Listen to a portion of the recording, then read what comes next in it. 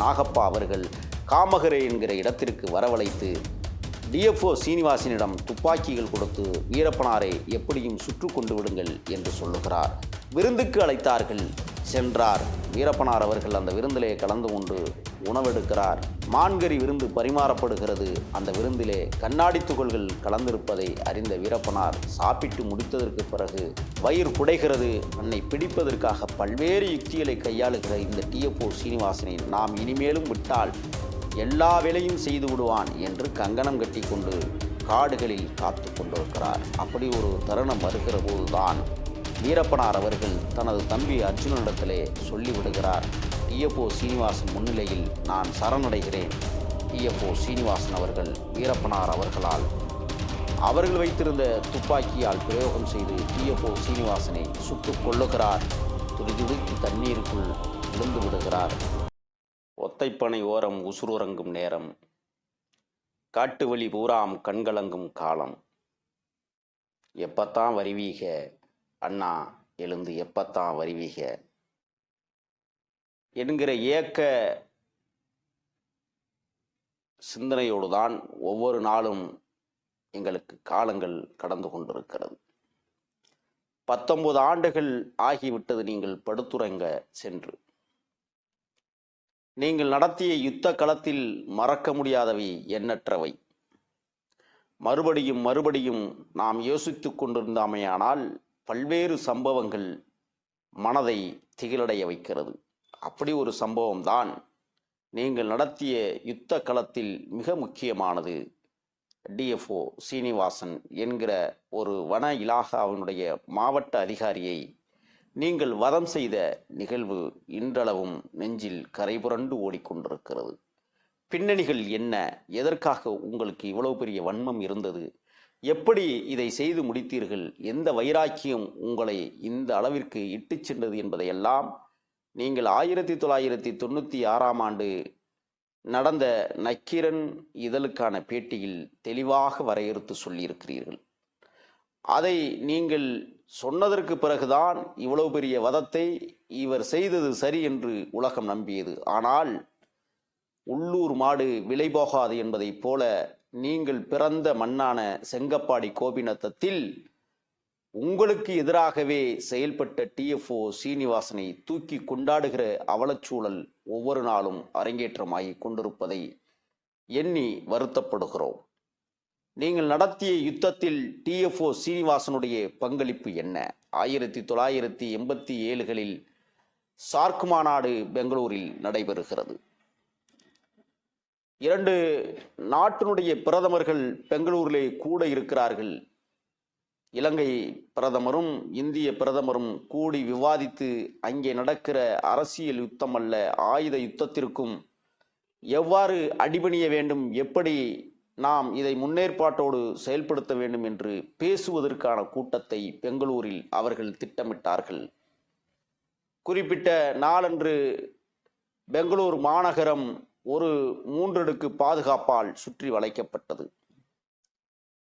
உங்களுடைய தந்த வியாபாரியாக இருந்த பவானி ராஜாமணி அவர்கள் உங்களை அழைத்து கொண்டு பெங்களூர் செல்லுகிறார். எதற்காக செல்லுகிறார்? நீங்கள் குண்டலுப்பேட்டையில் நடத்திய வனத்துறைக்கும் உங்களுக்கும் நடந்த யுத்தத்தில் நீங்கள் நிறைய தும்க்கிகளை இழந்து விட்ட போதும் நிலை தடுமாறி நீங்கள் காடு கனலிகளில் சென்று தடுமாறியதற்கு பிறகும் அந்த யுத்தத்தை நடத்திய டிஎஃப்ஓ சீனிவாசன் பல்வேறு ஆயுதங்களை அள்ளி செல்லுகிறார். உங்களிடத்திலே ஆயுதம் இல்லாமல் நிராயுதபாணியாக நின்றபோதுதான் பவானி ராஜாமணி அவர்களின் மூலமாக ஆயுத கொள்முதலுக்காக நீங்கள் பெங்களூரு சென்றீர்கள். ஆனால் சென்ற இடத்தில் என்ன நடந்தது? பவானி ராஜாமணி உங்களை கருவிருப்பதற்காக காத்திருந்த நேரம் தொடங்கி இருந்தது. நீங்கள் ராஜாமணியை நம்பி சென்றீர்கள். ஆனால் ராஜாமணிக்கும் டிஎஃப்ஓ சீனிவாசனுக்கும் ஒரு நெருங்கிய தொடர்பு இருந்ததை நீங்கள் அறியாமல் போனதின் மர்மம் என்ன? பெங்களூர் சார்க் மாநாடு தொடங்குகிற நேரத்தில் டிஎஃப்ஓ சீனிவாசன் மூலமாக அவருடைய படை பெங்களூர் அன்னபூரணா உணவகத்தில் சுற்றி வளைக்கப்படுகிறது. நீங்கள் தங்கியிருந்த விடுதியில் கிட்டத்தட்ட 45,000 ரூபாய் பணத்தை படுக்கைக்கு கீழே பத்திரமாக வைத்துவிட்டுத்தான் அங்கிருந்து நீங்கள் நடந்து வந்தீர்கள். பவானி ராஜாமணிக்கும் நீங்களும் அந்த அறையில் தங்கியிருக்கிற போது இருவருக்கும் 2 சாவிகள் உண்டு.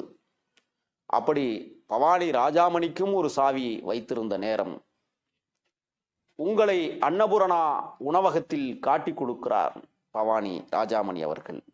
நீங்கள் கைது செய்யப்பட்டு காவல்துறை வசம் ஒப்படைக்கப்படுகிறது.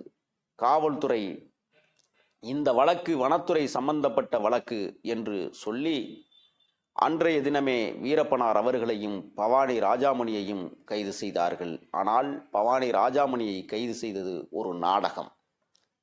அந்த நாடகத்தின் ஊடாக அவரை தாக்குகிறது போலீஸ், வனத்துறை.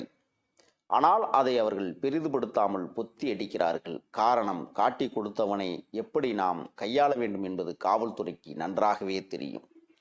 பிறகு பெங்களூரு சங்கர் நகரில் வைத்து வீரப்பனாரை வனத்துறை அதிகாரியாக இருந்த டிஎஃப்ஓ சீனிவாசன் விசாரணை மேற்கொள்கிறார். பிறகு அங்கிருந்து 2 அடுக்கு 3 அடுக்கு பாதுகாப்பு வலயத்திற்குள் பெங்களூரு மாநகரம் வருகிற போது வீரப்பனார் அவர்களை மைசூர் மாவட்டம் சாம்ராஜ் நகர் பக்கத்திலே இருக்கிற பூதிப்படுகா என்கிற வனத்துறை பங்களாவிற்கு அழைத்து வருகிறார்கள். அங்கே கிட்டத்தட்ட 18 நாட்கள் வைத்திருந்து சித்திரவதை செய்யப்படுகிறார். சொல்லன்னா கொடுமைகளுக்கு உள்ளான மகத்தான போர் மறவர் வீரப்பனார் அவர்கள் அங்கிருந்து எப்படி தப்பிப்பது என்பதை தெரிந்து கொள்வதற்காக பல்வேறு யுக்திகளை கையாளுகிறார். வீரப்பனாருடைய தூரத்து உறவினர் ஒரு காடு வாச்சராக அந்த பூதிப்படுகா பங்களாவில் பணியாற்றுகிறார். முதல் நாள் டிஎஃப்ஓ சீனிவாசன் உள்ளிட்ட வனத்துறை அதிகாரிகள் வீரப்பனாரை விட்டு வைப்பது சரியல்ல, ஆகையால் இவரை சுட்டு கொன்றுவிடலாம் என்று பேசி கொண்டிருந்ததை வீரப்பனாருடைய தூரத்து உறவினர் ஒருவர் அறிந்த அவர் வீரப்பனாரிடத்திலே விடிந்தது முன்னை சுட்டு விடுவதாக அதிகாரிகள் பேசி கொண்டிருக்கிறார்கள், இரவே தப்பித்து விடுவது நல்லது என்று அவரிடத்திலே சொல்லப்படுகிறது. அப்பொழுது அங்கே இருந்த வனத்துறை ஊழியர்கள் எல்லாம் ஒரு அறையில் உட்கார்ந்து சீட்டுக்கட்டை விளையாடி கொண்டிருக்கிறார்கள். அங்கிருந்து தப்பிப்பதற்குத்தான் உடம்பிலே நல்லெண்ணெய் தேய்க்கப்படுகிறது. அந்த வனத்துறை ஊழியர் ஒரு இடத்திலே நல்லெண்ணெய் வாங்கி வரச் சொல்லி தன் கைகளில் நல்லெண்ணெயை தேய்த்து மாட்டியிருந்த கைவிலங்கை அவர் கலட்டி வைத்துவிட்டு தப்பிக்கிற நிகழ்வு பூதிப்படுகாவில் நடக்கிறது. அன்றைய தினம் இரவு அவருடைய கனவில் அவருடைய பெற்ற தாய் வீரப்பனாருடைய அற்புத தாய் அவர்கள் புற்றுநோயால் இறந்ததற்கு பிறகு கனவில் வந்து, தம்பி நீ தப்பித்து விடு, உன் உயிருக்கு ஆபத்து இருக்கிறது என்று இரவு கனவிலே வந்து சொன்னதாக என்னிடத்திலே பலமுறை அதை சொல்லியிருக்கிறார். அந்த கனவின் உச்சம்தான் கையிலே மாட்டப்பட்டிருந்த கைவிலங்கை கலட்டி வைத்துவிட்டு ஒரு கழிவறை வழியாக அந்த சன்னலை உடைத்து கொண்டு வெளியேறுகிறார். பூதிப்படுகாவிலிருந்து தப்பித்த வீரப்பனார் அவர்கள் காடுகளில் கால்நடையாய் நடந்து சுமார் 136 கிலோமீட்டருக்கு அப்பால் பசியாலும் பட்டினியாலும் துவண்டு போய் காடுகளில் விளைந்து கிடந்த கலாக்காய் பழங்களையும் உணவாக எடுத்துக்கொண்டு தண்ணீரை மட்டுமே பருகி கொண்டு கர்நாடக தமிழக எல்லையான நல்லூர் பகுதிக்கு வருகிறார். அங்கே நல்லூரிலே ஒரு கிழவியிடம், ஒரு பெண்மணியிடம் போய் பசிக்கிறது, ஏதாவது இருந்தால் தாருங்கள் என்று கேட்கிறார்.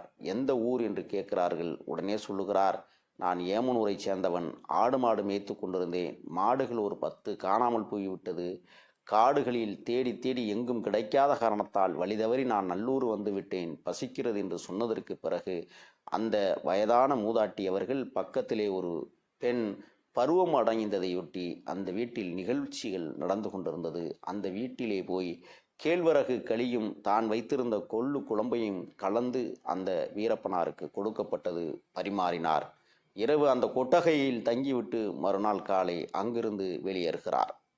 ஆக நாம் பூதிப்படுகா நிகழ்ச்சியில் செய்த சித்திரவதைகளை மறக்காமல் மனதிற்குள் வைத்திருந்த வீரப்பனார் அவர்கள் டிஎஃப்ஓ மீது முதலாக ஒரு வன்மத்தை மனதில் ஏந்துகிறார். நாகப்பா அவர்கள் காமகரே என்கிற இடத்திற்கு வரவழைத்து டிஎஃப்ஓ சீனிவாசனிடம் துப்பாக்கிகள் கொடுத்து வீரப்பனாரை எப்படியும் சுற்று கொண்டு விடுங்கள் என்று சொல்லுகிறார். விருந்துக்கு அழைத்தார்கள். சென்றார். வீரப்பனார் அவர்கள் அந்த விருந்திலே கலந்து கொண்டு உணவெடுக்கிறார். மான்கறி விருந்து பரிமாறப்படுகிறது. அந்த விருந்திலே கண்ணாடி துகள்கள் கலந்திருப்பதை அறிந்த வீரப்பனார் சாப்பிட்டு முடித்ததற்கு பிறகு வயிறு குடைகிறது. உடனடியாக அங்கிருந்து இடம்பெயர்ந்து கோபிநத்தம் கிராமத்திற்கு வந்து கடைகளில் வாழைப்பழம் வாங்கி சாப்பிடுகிறார். வயிறு வீரப்பனாருடைய படை தளபதிகள் சுற்றி நின்றார்கள். அந்த படை தளபதிகள் வீரப்பனை தவிர மற்றவர்கள் அனைவரும் துப்பாக்கி பிரயோகம் செய்தார்கள். 5 பங்காளிகள் அங்கே வீழ்த்தப்படுகிறார்கள். மருந்தகத்தை தொடங்குகிறார். அந்த மருந்தகத்திலே மாரியம்மாளை வேலைக்கு அமர்த்துகிறார். இங்குதான் பிரச்சனை தொடங்குகிறது. மாரியம்மாளை அந்த மெடிக்கலில் அமர வைக்க வேண்டிய அவசியம் ஏன் டிஎஃப்ஓ சீனிவாசனுக்கு வந்தது? ஏன் டிஎஃப்ஓ சீனிவாசன் அர்ஜுனனை சிறைக்கு அனுப்பிவிட்டு மாரியம்மாளை அழைத்து வந்தார்? இப்படி பல்வேறு கேள்விகள் இருந்தாலும் கூட வீரப்பனாருடைய நெருங்கிய பங்காளிகளான கோபிநத்தம் பங்காளிகள் வீரப்பனார் குரல் கொடுக்க வேண்டும், பிரச்சாரம் செய்ய வேண்டும் என்று சொன்னார்கள். அதன்படியே வீரப்பனார் அவர்களும் ராஜகவுடாவுக்கு ஆதரவாக பிரச்சாரத்தை மேற்கொண்டார். ராஜகவுடா அவர்கள் கிட்டத்தட்ட 36,000 வாக்குகள் வித்தியாசத்தில் நாகப்பாவை தோற்கடிக்கிறார். இவ்வளவு பெரிய வெற்றியடைந்த ராஜகவுடா வீரப்பனார் அவர்களை சந்தித்து மலர் மாலை போட்டு வாழ்த்து தெரிவிக்கிறார். இந்த நிகழ்ச்சி நாகப்பாவுக்கு மிகப்பெரிய எரிச்சலை தருகிறது. எப்படியாவது இவனை தீர்த்து விட வேண்டும் என்று நாகப்பா கருதுகிறார். அந்த காலகட்டங்களில் டிஎஃப்ஓ சீனிவாசன் மைசூர் மாவட்டத்தினுடைய வனத்துறை அதிகாரியாக இருந்தபோது நாகப்பா அவர்கள் காமகரே என்கிற இடத்திற்கு வரவழைத்து டிஎஃப்ஓ சீனிவாசனிடம் துப்பாக்கிகள் கொடுத்து வீரப்பனாரை எப்படியும் சுற்று கொண்டு விடுங்கள் என்று சொல்லுகிறார். அதன்படியே டிஎஃப்ஓ சீனிவாசன் அவர்கள் அந்த துப்பாக்கிகளை வாங்கி கொண்டு கோட்டையூர் பங்காளிகளாக விளங்கக்கூடிய தங்கவேலு மாதையனிடத்திலே கொடுக்கப்படுகிறது. தங்கவேலு மாதையனும் வனத்திற்குள் வேட்டையாடுகிற வல்லவர்கள். அதைவிட வல்லவராக வீரப்பனாரும் அந்த மேற்கு தொடர்ச்சி மலை காடுகளில், பொதுவாக செங்கப்பாடி காடுகளில் அவர் கோலோச்சி இருந்த காலகட்டம். இவ்வாறான ஒரு சூழலில்தான் வீரப்பனார் அவர்கள் வேட்டையாடும் தன்மையை பார்த்து பொறாமைப்பட்ட கோட்டையூர் பங்காளிகளான மாதையனும் தங்கவேலுவும் எப்படியாவது வீரப்பனாரை பழிதீர்த்து விட வேண்டும் என்று கங்கணம் கட்டுகிறார்கள்.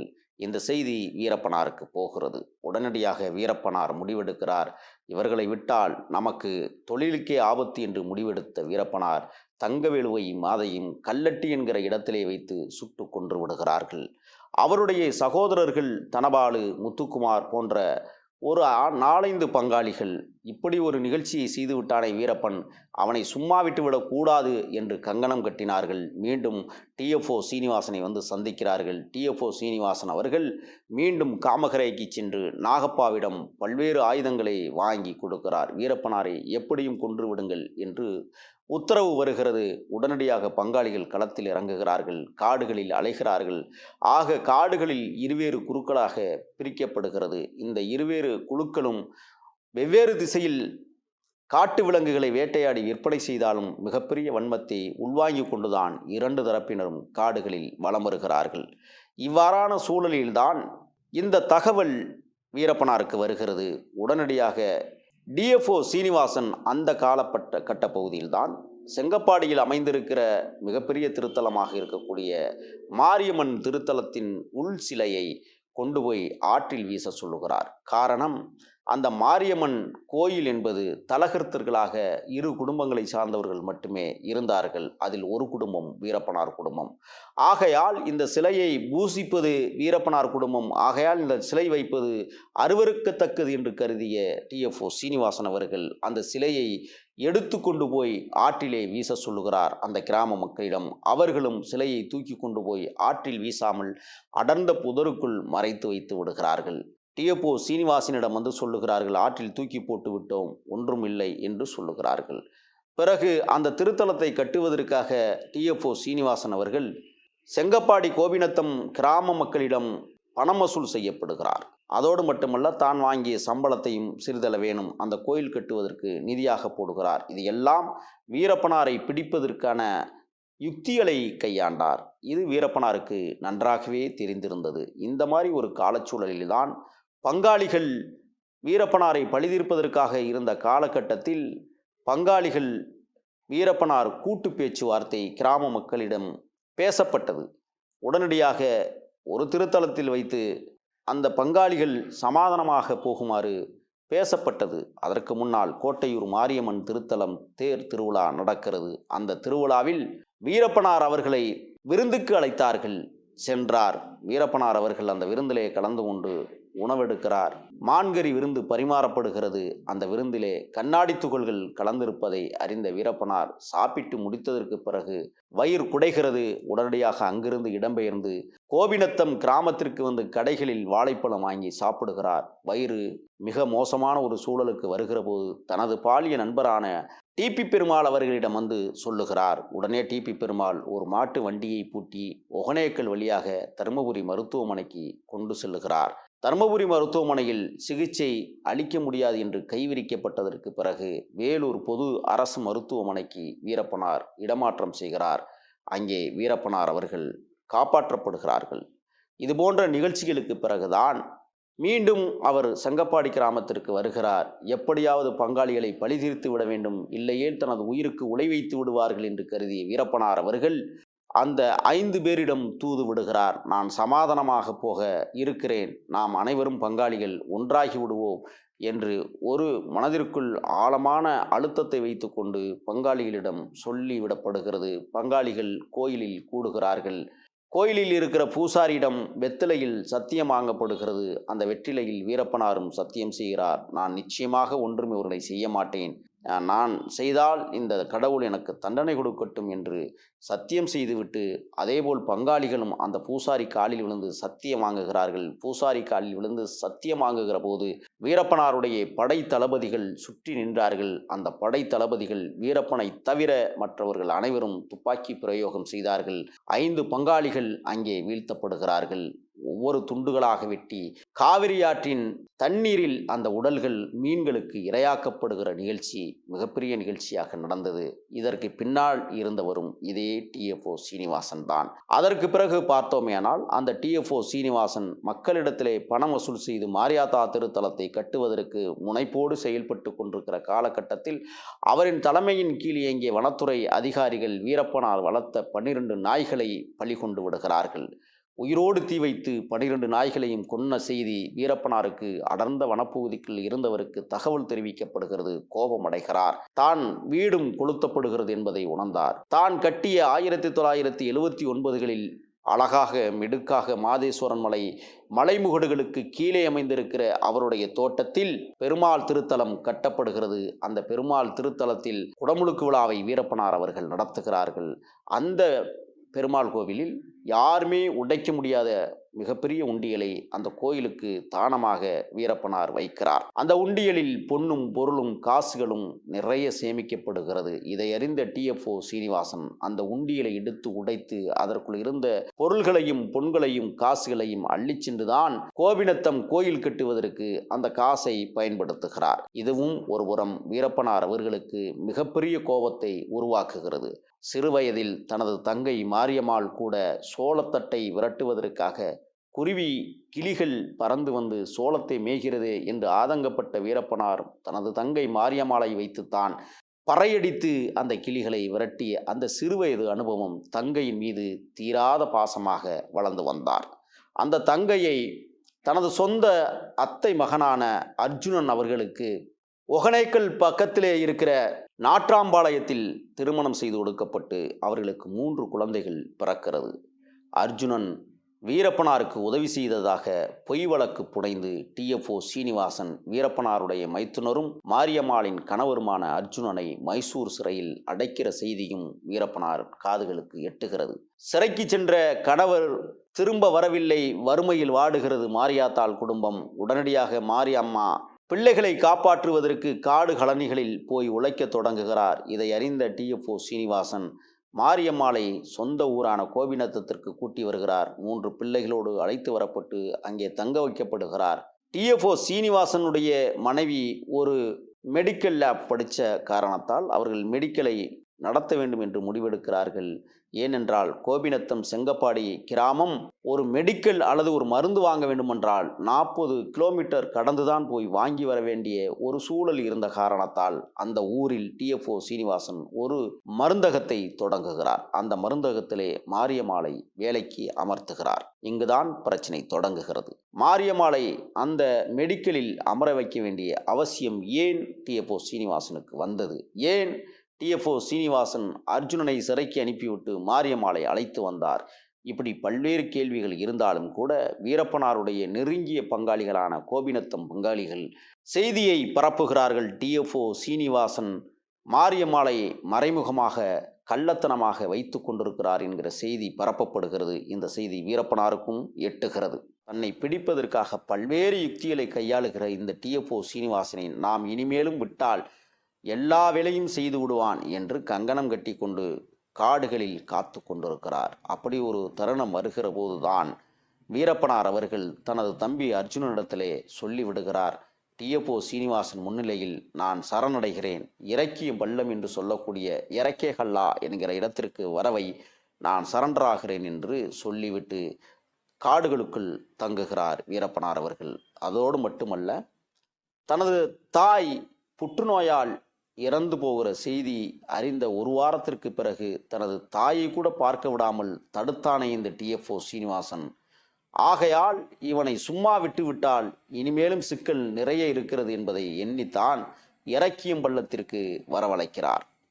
உடனடியாக அர்ஜுனன் அவர்கள் கோபிநத்தத்தில் இருந்த டிஎஃப்ஓ சீனிவாசன் அவர்களிடத்திலே போய், எங்களது அண்ணன் உன்னிடத்திலே சரண்டராக ஆசைப்படுகிறான், உன்னை அழைத்து வரச் சொல்லுகிறார் என்று சொல்லப்படுகிறது. உடனடியாக டிஎஃப்ஓ சீனிவாசன் வீரப்பனாருடைய பாலிய நண்பனாக இருந்த டிபி பெருமாள் அவர்களிடமும் வீரப்பனாருடைய சொந்த சித்தப்பா கீரியான் அவர்களிடத்திலும் தகவல் பரிமாற்றம் செய்யப்படுகிறது.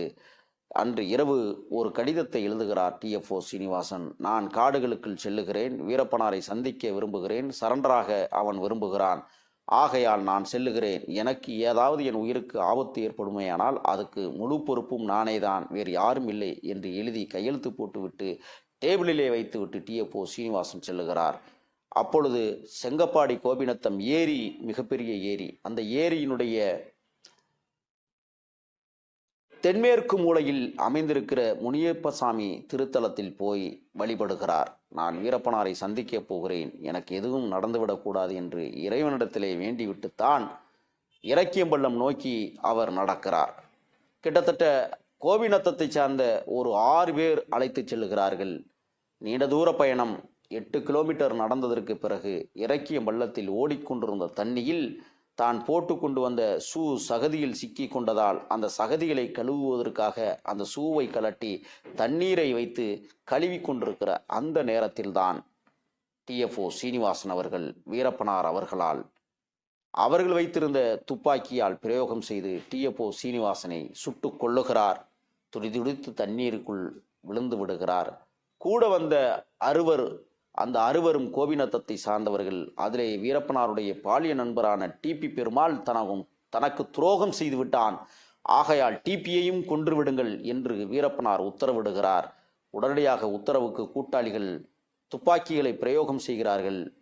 மயிரிலையில் தப்பித்த டிபி பெருமாள் அங்கிருந்து ஓடி காடு கழனிகளை கடந்து கோபிநத்தம் வந்து தகவலை மக்களிடத்திலே சொல்லுகிறார். டிஎஃப்ஓ சீனிவாசனை வீரப்பன் சுட்டு கொன்று விட்டான் என்று செய்தி பரவும் பொழுது அந்த கிராமமே சோகத்தில் மூழ்கிறது.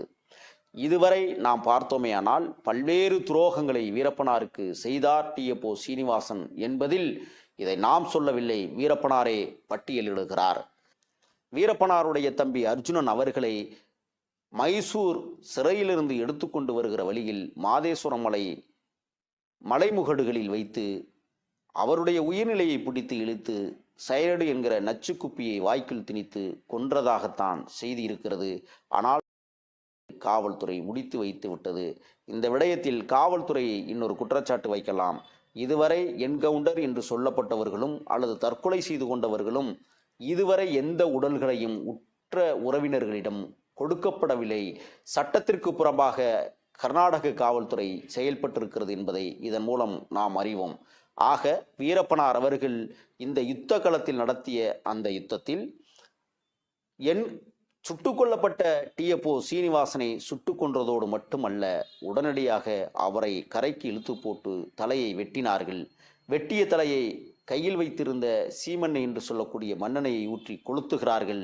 முடிகள் பொசுக்கப்படுகிறது. டிஎப்ஓ சீனிவாசனின் தலையை அங்கே இருக்கிற பெண்களிடம் கொடுத்து கால்பந்து விளையாட வைக்கப்படுகிறார். கால்பந்து விளையாடுகிறார்கள். ஆத்திரம் தீரவில்லை. மீண்டும் அந்த தலையை எடுத்து கொண்டு போய் பெரியதண்டா என்கிற மிகப்பெரிய ஒரு சிற்றூர், அந்த சிற்றூருக்கு உள்ளே நாம் ஒரு 7-8 கல் தொலைவுகள் நடந்து சென்றோமேயானால் ஒச்சரப்பன் திருக்கோவில் பாலாற்று படுக்கைகளுக்கு கீழ் கம்பீரமாக ஒரு திருத்தலம் அமைந்திருக்கிறது. அங்கே இருக்கிற சூலாயுதத்தில் அந்த டிஎப்ஓ சீனிவாசன் தலையை குத்தி வைக்கிறார். ஒச்சரப்பா, நான் செய்தது சரியென நீ நம்பினால் என்னை காப்பாற்று, இல்லையேல் எனக்கு தண்டனை கொடு என்று சத்தியம் செய்துவிட்டு அங்கிருந்து கிளம்புகிறார். பிறகு அது 6-7 மாதங்களுக்கு பிறகு அந்த மண்டை ஓடு காற்று பண்டிகளால் எடுத்து செல்லப்பட்டு சூறையாடப்பட்டிருக்கிறது. எலும்புக்கூடு மட்டுமே கிடைத்ததாக காவல்துறை வட்டாரங்கள் பிறகு அறிவித்தது. அதேபோல் அந்த ஒச்சரப்பன் திருத்தலத்தில் உடனடியாக வீரப்பனார் அவர்கள், நான் செய்தது சரிதான் என்று சாமி உத்தரவிட்டது, ஆகையால் அந்த சாமிக்கு நான் காணிக்கையாக ஒரு வெண்கல மணியை நான் காணிக்கையாக தருகிறேன் என்று சொன்ன வீரப்பனார் அவர்கள் 5 கிலோ பெருமானமுள்ள வெண்கல மணியை உபயம் வீரப்பன் என்று எழுதப்பட்டு அந்த ஒச்சரப்பன் திருத்தலத்தில் இருக்கிற ஒரு மரத்தில் கட்டி தொங்கவிடப்பட்டிருக்கிறது. இன்றைக்கும் அது சாட்சியாக இருக்கிறது. இடையில் அதிரடிப்படை என்று சொல்லக்கூடிய அட்டூழியப்படையினர் அந்த மணியை அவுத்து கொண்டு சென்று போய் விற்பதற்கு தயாராகி கொண்டிருந்த நேரத்தில் அந்த சாமி குத்தம் ஏதோ செய்துவிட்டது என்று உணர்ந்த காவல்துறை வட்டாரம் உடனடியாக அந்த மணியை மீண்டும் அந்த கோவில் வளாகத்தில் கட்டியிருந்த இடத்திலேயே திருப்பி கொண்டு வந்து கட்டியிருக்கிறார்கள்.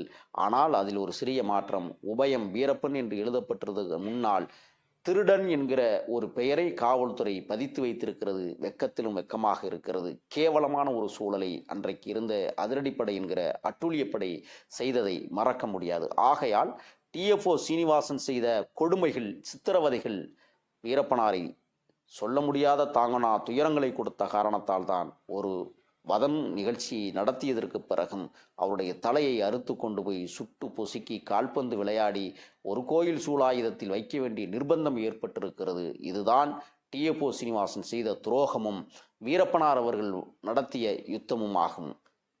அடுத்த பதிவில் நிச்சயமாக இது போன்ற நல்லதொரு பதிவை நாம் தொடர்ந்து வழங்குவோம். நன்றி.